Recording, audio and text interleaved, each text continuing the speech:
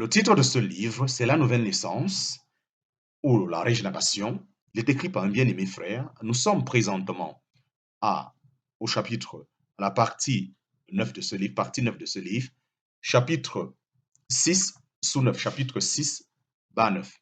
L'Ancien Testament en parlait. Regardez le serpent de Rein. Un Israélite intelligent aurait dû savoir quelque chose de la nouvelle naissance. La promesse si claire d'Ézéchiel, je vous donnerai un cœur nouveau, en parenthèse, Ézéchiel chapitre 36, verset 26, aurait dû suffire à Nicodème, la lui faire connaître, et la vision du prophète du chapitre 37, les ossements desséchés reprenant vie, aurait dû lui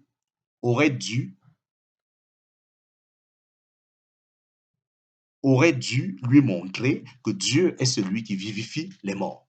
C'est pourquoi notre Seigneur insiste sur l'ignorance de cet homme d'entre les pharisiens en lui posant cette question: tu es le docteur d'Israël et tu ne connais pas ces choses?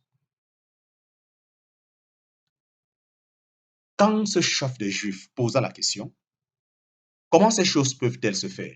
Il lui fut vite répondu, et la difficulté de comprendre comment un homme peut naître de nouveau fut très simplement et magnifiquement élucidée par notre Seigneur en renvoyant Nicodème aux Écritures elles-mêmes.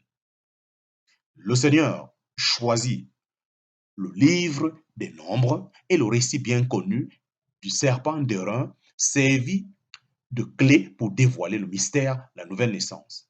La conscience du pharisien est amenée immédiatement à la source d'eau vive.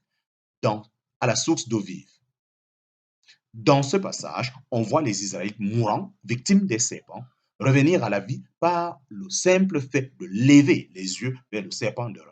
Nicodème pouvait apprendre par là que, malgré toute sa religion de pharisien et toutes ses connaissances théologiques, il était encore mort dans ses péchés, condamné à périr comme les Israélites mordus par les serpents, à moins de regarder simplement au Fils de l'homme élevé sur la croix du Calvaire. Il suffisait d'un regard au serpent d'airain pour que l'Israélite mourant recouvra la vie. De même aujourd'hui, les pécheurs morts dans leur faute et ayant tout perdu, reçoivent la vie éternelle par la simple foi au Seigneur Jésus-Christ. C'était la vie éternelle que Christ présentait à ce pharisien pécheur comme le don gratuit de Dieu à quiconque croit au Fils de Dieu.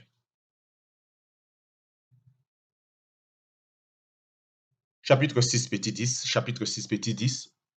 Regardez à Jésus élevé sur la croix. Regardez à Jésus élevé sur la croix. Dans ce beau dialogue avec Nicodème, notre Seigneur a aussi montré sa capacité d'accomplir cette grande œuvre de donner une vie nouvelle à ceux qui sont morts dans leur péché, ainsi que la vertu et la puissance extraordinaire de l'œuvre de la croix. Il a fait en lui disant qu'il était fils de Dieu en même temps que fils de l'homme. Dieu et l'homme en une seule personne. Dieu et l'homme en une seule personne. Dans le ciel et pourtant aussi sur la terre, et personne n'est monté au ciel, sinon celui qui est descendu du ciel, le Fils de l'homme qui est dans le ciel. Et comme Moïse éleva le serpent dans le désert, ainsi il faut que le Fils de l'homme soit élevé, afin que quiconque croit en lui ne périsse pas, mais qu'il ait la vie éternelle. Car Dieu a tant aimé le monde qu'il a donné son Fils unique, etc. En parenthèse, Jean chapitre 3, versets 13 à 16. Le Seigneur a aussi montré avec la plus grande simplicité la gratuité, la grâce de Dieu et le désir de son cœur de recevoir tous les hommes, de ne rejeter aucun de ceux qui viennent à lui. Il l'a fait en disant à 2 reprises, afin que quiconque croit en lui ne périsse pas, mais qu'il ait la vie éternelle. Jean chapitre 3, versets 15 à 16. La doctrine de la nouvelle naissance est donc enseignée par notre Seigneur en relation avec la croix. Une nouvelle naissance est inséparable d'une nouvelle vie et celle-ci est définie et comme intemporelle, éternelle, n'ayant sa source qu'en Dieu et se déversant par la mort de Christ vers quiconque croit. C'est pourquoi notre Seigneur dit à Nicodème que pour naître de nouveau d'eau et de l'esprit, il doit prendre la place d'un pécheur ruiné et allant à la perdition devant le Fils de Dieu qui a été crucifié. C'est ainsi qu'il recevra la vie éternelle, n'étant plus sous le coup de la condamnation, mais pardonné et accepté devant Dieu. C'est cela être né de Dieu. Le Saint-Esprit dirige toujours l'âme vers la personne et l'œuvre de Christ. Il ne dit pas, regardez à moi et vous serez sauvés. Regardez à ce que je fais et vous aurez la paix. Regardez à ce que je vous donne et vous aurez l'assurance. Non, il est celui qui glorifie Christ et c'est pourquoi il dit, regardez à Jésus élevé sur la croix, regardez l'agneau qui a été immolé, lui, le sauveur des pécheurs, croyez au Seigneur Jésus et vous serez sauvés. Et si nous sommes conduits à l'Esprit, nous lui rendons certainement témoignage si je me bornais à prêcher en disant, il vous faut naître de nouveau, ce ne serait pas un message de bonne nouvelle, ni un baume pour ceux qui sont fatigués et chargés, ni un réconfort qui s'interrogent, pour ceux qui s'interrogent avec anxiété. Mais si nous rattachons la doctrine, la nouvelle naissance, à cette vérité bénie selon laquelle Christ crucifié est un océan d'amour infini, une source d'eau vive jaillissante en vie éternelle pour tout pécheur qui croit, alors nous annonçons vraiment une bonne et joyeuse nouvelle. Chapitre 6, petit 11, un appel à écouter aujourd'hui. Un appel à écouter aujourd'hui. Amis lecteurs, que pensez-vous de Christ? Votre âme assoiffée a-t-elle bu de l'eau vive du salut qu'il offre? Allez-vous vous laisser mourir de faim alors qu'il y ait du pain en abondance dans la maison du Père? Le monde, la mode, les plaisirs, les honneurs de ce présent siècle mauvais passent rapidement. L'appel du Dieu de toute chair vous sommera peut-être bientôt de paraître devant lui. Votre propre conscience vous fait savoir que vous êtes un pécheur, L'expérience vous a depuis longtemps persuadé que vous approchez à grands pas de l'antichambre de la mort.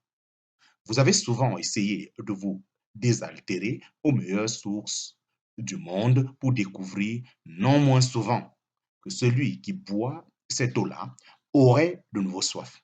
Vous avez fui les habitudes malsaines des débauchés et évité la compagnie des gens dissolus. Vous avez refusé de marcher avec les moqueurs et de partager les vains raisonnements des rationalistes. Vous vous êtes retiré de la pensée blasphématoire, des sous-sentences et de l'infidélité du papisme. Mais êtes-vous né de nouveau? Autrement dit, avez-vous été amené dans la présence de Dieu en tant que pécheur coupable et sans force? Et avez-vous cru au Seigneur Jésus pour être sauvé? Chers lecteurs, s'il n'en est pas ainsi, permettez-moi de vous dire en toute affection que vous êtes morts dans vos péchés et que ce dont vous avez besoin, c'est de la vie éternelle. Les sacrements et les ordonnances, quels qu'ils soient, ne peuvent pas vous donner la vie. La séparation d'avec l'immoralité ne peut pas vous donner la vie. Le fait de vous abstenir des illusions et des blasphèmes les plus grossiers ne vous donne toujours pas la vie. Vous engagez dans les associations de vos amis les plus pratiquants ne peut pas vous donner la vie. Une conduite extérieure strictement rangée ne peut pas vous donner la vie.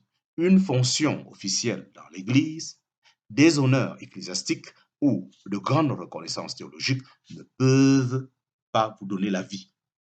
Nous l'avons vu dans le cas de Nicodème. Dieu seul peut vous donner la vie, et cette vie, la vie éternelle, c'est dans son Fils Jésus-Christ. Prenez donc garde que vous ne mourrez sans Christ, car qui croit au Fils a la vie éternelle, mais celui qui désobéit au Fils ne verra pas la vie, mais la colère de Dieu demeurant sur lui. Jean chapitre 3, verset 36. Fin de ce livre, Fin de ce livre, je répète, il a été traduit par le bien-aimé frère Honoré Nizako, que je suis. Que toute la gloire et la grâce soient à Dieu. C'est dans le nom de Jésus-Christ. Amen.